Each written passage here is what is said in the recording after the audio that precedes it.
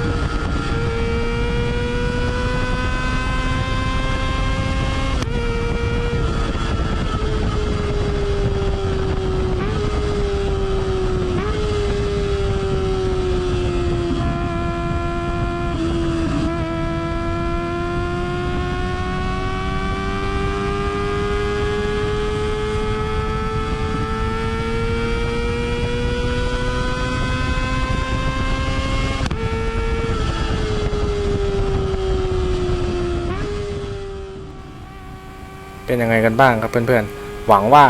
จะชอบเสียงหวานๆของเครื่องเจ้ารถ ZX25 นะครับสำหรับวันนี้ก็ผมขอลากันไปก่อนแล้วกันนะครับเดี๋ยวไว้เจอกันอีกทีคลิปหน้าสำหรับวันนี้ก็ลาไปก่อนครับสวัสดีครับ